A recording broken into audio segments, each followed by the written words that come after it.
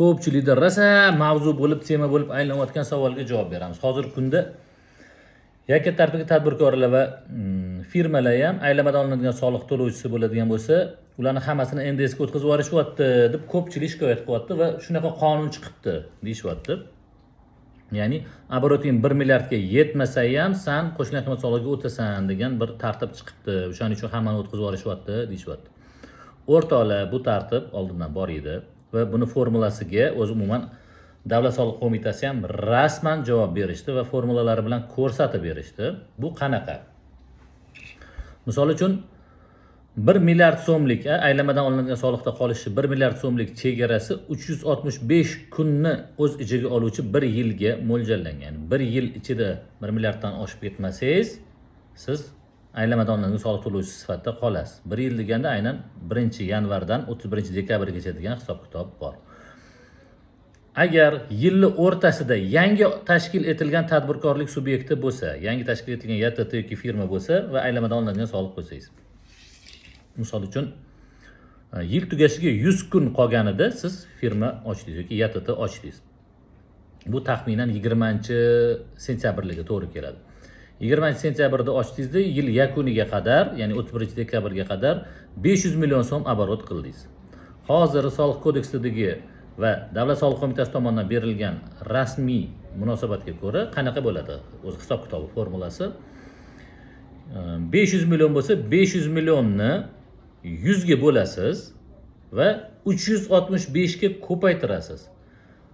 Ya'ni ochilgan kundan boshlab yil oxirigacha bo'lgan davrdagi ishlagan davrdagi oborotingizni ishlagan kunlaringiz soniga bo'lib, umumiy yildagi 365 ga ko'paytirganingizda summa 1 milliarddan oshsa, demak keyingi yildan boshlab siz qo'shilgan qiymat solig'i to'lovchisi bo'lasiz degan formula bor.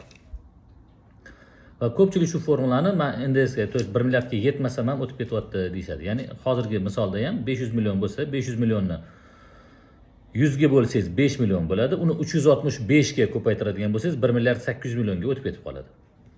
Demak, 1 milliard 800 millionlarga yaqinlashib qoladigan bo'lsa, sizni oborotingiz 1 milliarddan oshib ketdi deb qarab, keyingi yildan boshlab, e'tibor bering, bu yildan emas, keyingi yildan boshlab qo'shilgan qiymat solig'iga o'tishinglar kerak.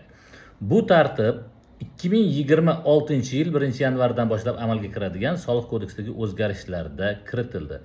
2025-yilda, ya'ni 2026-yildan oldingi davrlarda esa umuman formula boshqacha edi. Ayni hozirga etilgan formulaning teskarisi edi. Ya'ni o'sha 100 kunlik ishlagan davrda soliq qo'mitasi tomonidan berilgan rasmiy munosabatda 100 kunda ishlangan, 500 million ishlagan bo'lsangiz, 500 millionni 100 ga bo'lib 365 ga ko'paytirasiz va 1 milliarddan oshib ketsa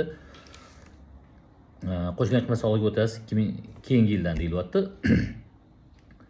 Bundan oldingi tahriri 2025, 24, 23, 22-yillardagi tahriri aynan bu formula boshqacha edi. Ya'ni 100 kun davomida siz 500 millionga oborot qilgan bo'lsangiz, 500 millionni 365 ga bo'lib ishlagan kunlaringiz soniga ko'paytirasiz va o'shandagina 1 milliarddan oshsa siz qo'shilgan qiymat solig'i to'lovchisiga aylanasiz deb yozilgan edi. E'tibor beringlar, bu 500 millionni 365 ga bo'lsangiz taxminan 2 millionlarga ham bormaydi. 1 million 700 minglarga boradi desak, 1 million 700 mingga boradi va 1 million 700 mingni 100 ga ko'paytirsak hech qachon 1 milliarddan oshmaydi. Ya'ni ishlagan jami summangizni 500 millionni 365 ga bo'lib 100 ga ko'paytirsangiz umrbod hech qachon bu 1 milliarddan oshmaydi. Bu degani 30-dekabrda siz YTT ochgan bo'lsangiz ham 990 million oborot qilib qo'ygan bo'lsangiz ham siz 26-yildan boshlab aylamadan olinadigan soliqda qolaverasiz. Chunki soliq kodeksidagi siz amalda bo'lgan, ishlab turgan paytdagi soliq kodeksidagi tahrir o'sha 2 kun ichida 999 million qilib qo'ygan bo'lsangiz ham 999 ni 365 ga bo'lib 2 ga ko'paytirish kerak edi. 999 365 ga bo'lsangiz taxminan bu 2 million 700 minglarga to'g'ri keladi. 2 million 700 mingni 2 kunga ko'paytiradigan bo'lsangiz 5 million bo'ladi. Ya'ni hech qachon 1 milliarddan oshmaydi. Bu degani xuddi oddiy aksioma-da bu, oddiy aksioma. 100 sonini 10 ga bo'lib 5 ga ko'paytirsangiz hech qachon 100 dan katta bo'lmaydi. Mana shu aksioma. Kattaroq songa bo'lib kichikroq songa ko'paytirsangiz hech qachon katta son, undan katta son chiqmaydi. Shu aksiomadan kelib aksioma shu formuladan kelib chiqadigan bo'lsak, o'rtoqlar, endi 2026-yildan boshlab bu yil davomida ochilgan tadbirkorlik subyektlari ochilgan kundan boshlab yil oxirigacha ishlagan оборотini o'sha kunlar soniga bo'lib 365 ga ko'paytirganda 1 milliarddan oshib ketadigan bo'lsa, vaholanki umumiy оборот hali 1 milliarddan oshmagan bo'lsa ham, keyingi yildan 27-yildan boshlab qo'shilgan qiymat solig'iga o'tadi.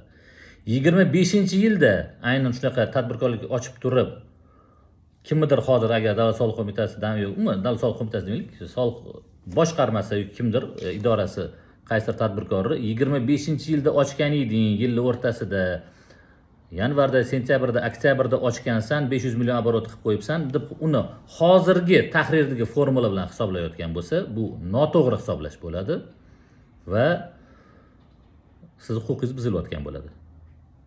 Shuning uchun o'rtoqlar, aynan bu yildan chiqqan tahrirga alohida e'tibor beringlar.